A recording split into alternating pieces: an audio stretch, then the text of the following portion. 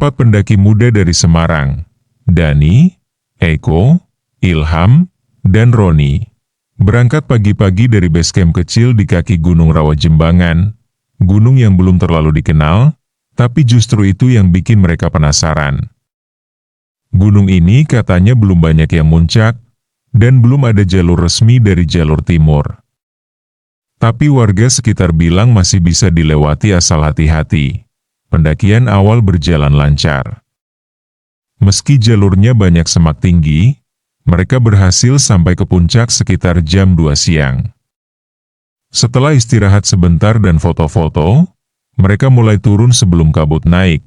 Tapi nahas, saat turun, Dani ketinggalan sedikit karena nyari botol minum yang jatuh. Dia kira bisa ngejar teman-temannya lewat jalur yang kelihatan masih kebuka. Tapi baru jalan 10 menit, dia sadar, jalur yang dia ambil makin menyempit dan penuh akar. Suara temannya udah gak kedengeran. HP-nya, sinyal hilang. GPS muter-muter. Kabut turun cepat, ngebuat jarak pandang cuma beberapa meter. Panik, Dani muter-muter nyari jalan balik. Tapi semua kelihatan sama. Hutan lebat, pohon tinggi, tanah lembek dan penuh daun kering. Suara burung pun udah gak ada, sepi banget. Saat dia mulai ngerasa lemes dan kehabisan air, tiba-tiba di balik semak tinggi, Dani lihat jalan setapak kecil. Jalannya kayak jarang dilewati orang, tapi lebih jelas dibanding semak-semak sebelumnya. Tanpa mikir panjang, Dani masuk. Jalurnya menurun, licin, tapi anehnya makin ke dalam. Suasananya berubah. Kabut perlahan menghilang. Suara gamelan lembut samar-samar kedengeran. Dan bau bunga kenanga mulai tercium. Setelah beberapa ratus meter, di balik pepohonan, Dani kaget bukan main. Ada kampung, rumah-rumah kayu berjajar rapi. Ada ibu-ibu lagi ngupas singkong, anak-anak main gobak sodor, dan suara ayam berkokok. Kampungnya hidup banget. Tapi yang bikin merinding, di peta, daerah ini mestinya hutan belantara tanpa satupun permukiman. Dani berdiri terpaku. Kaki gemetar, tapi sebelum bisa mikir lebih jauh, seorang kakek dengan wajah ramah keluar dari salah satu rumah dan melambaikan tangan ke arahnya. "Lo, kamu nyasar ya, Le?" katanya lembut. Begitu Dani masuk ke kampung itu, beberapa warga langsung menyambut dengan senyum lebar.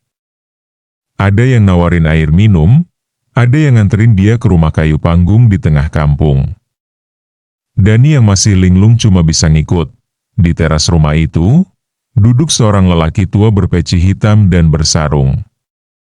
Wajahnya teduh, senyumnya ramah, dan suaranya berat tapi menenangkan. "Namaku Mbah Salile. Sampean istirahat dulu aja. Mandi, terus makan.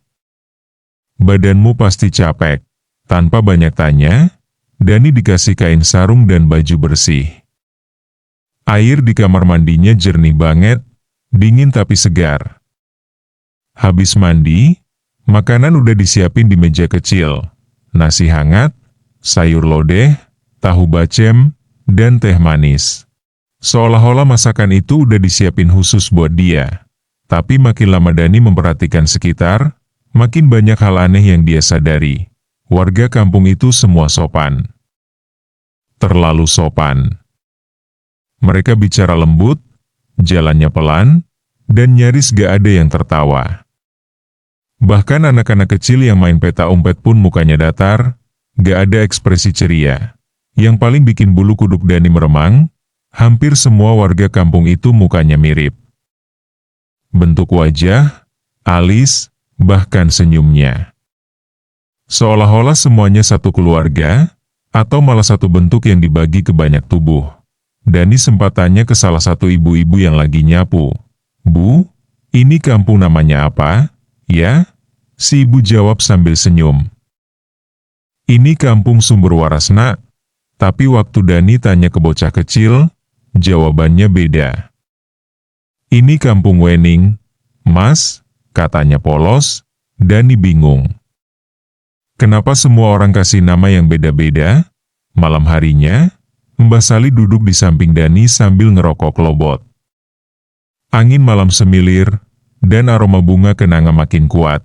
"Le," kata Mbah Sali pelan, "sampean sekarang udah masuk ke kampung Sing Lebur. Kampung ini gak ada di dunia sampean. Tempat ini cuma bisa ditemuin orang-orang yang nyawanya udah di ujung." Dani menelan ludah, mulutnya kering. Tapi sebelum sempat nanya apa-apa, Mbah Sali berdiri dan bilang, "Tidur dulu, besok tak ceritain semua. Sekarang belum waktunya." Dani cuma bisa diam. Tapi batinnya gelisah. Karena meski tubuhnya mulai tenang, jiwanya ngerasa kayak lagi diawasin sesuatu. Malam itu, Dani susah tidur. Meski badannya capek, pikirannya gak tenang. Angin malam sesekali berdesir lewat celah dinding bambu, bawa aroma bunga kenanga yang makin kuat. Suasana kampung mendadak sepi, gak ada suara ayam atau anak-anak main seperti tadi sore. Jam dinding tua berdetak lambat, dan di luar jendela, Dani lihat sesuatu yang bikin jantungnya deg-degan. Puluhan warga berdiri rapi, berbaris menghadap ke arah hutan. Semua diam, gak gerak. Tapi dari mulut mereka keluar bisikan yang gak kayak bahasa manusia.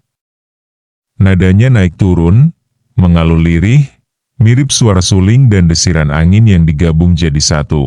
Dani merinding. Tangannya gemetar megang selimut. Tapi sebelum dia bisa mikir buat nutup jendela, pintu kamarnya diketuk pelan. "Mlebu, Mbah Sali?" Dani coba tanya sambil menahan takut. Pintu terbuka. Mbah Sali masuk, duduk pelan di dipan bambu depan Dani. Sorot matanya tenang, tapi dalam. "Sampean tadi lihat?" tanyanya pelan. Dani cuma bisa angguk pelan. "Warga sini emang jin, Le."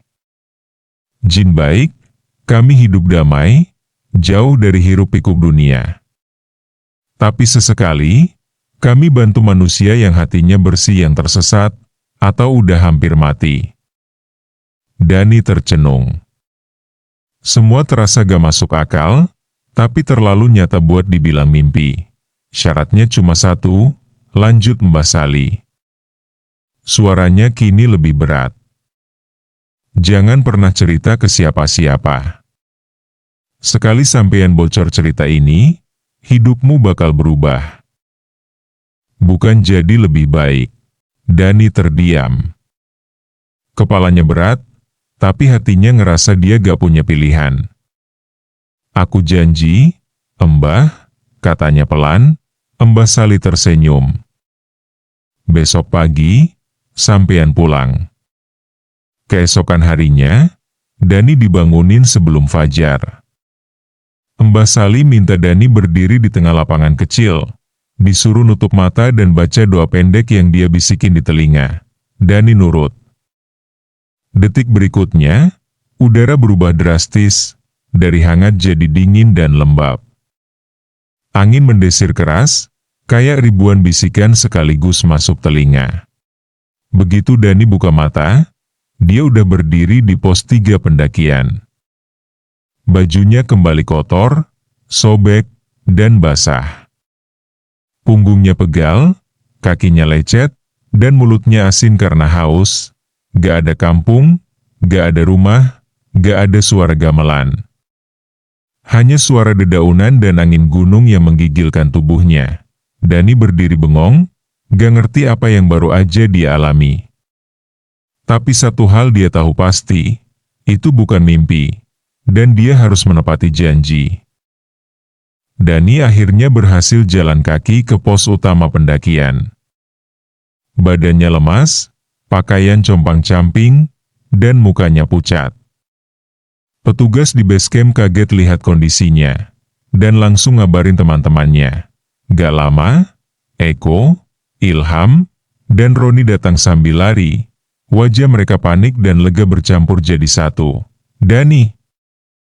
Astaga, kamu kemana aja, bro?" Eko langsung meluk Dani. "Ilham nimbrung, kamu hilang 2 hari, tahu? Kita udah lapor relawan sama warga."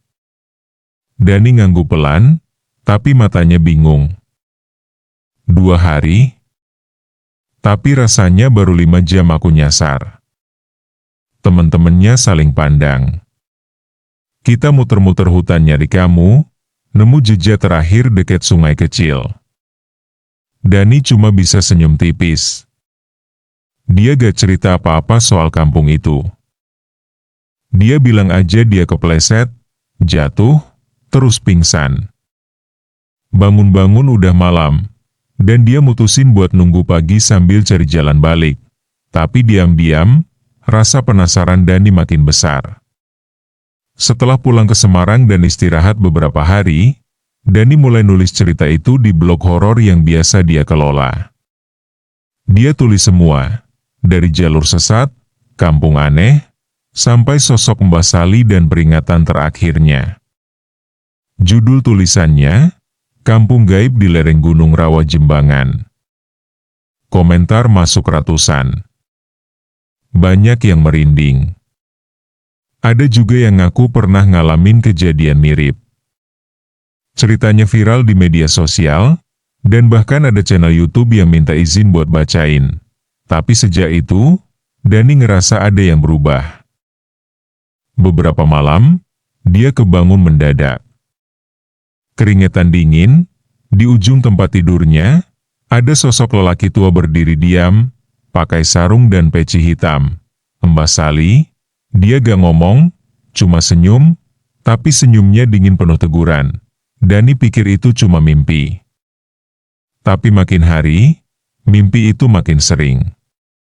Sampai suatu malam, Dani kebangun dalam keadaan gak bisa gerak sama sekali. Matanya terbuka, tapi badannya kaku. Nafasnya berat. Dan dari arah dinding, muncul bau menyengat kayak asap kemenyan terbakar. Dia ngelihat sesuatu yang bikin darahnya dingin. Di dinding kamarnya, muncul tulisan dari jelaga hitam, seperti dibakar. "Sudah dibilang, jangan cerita."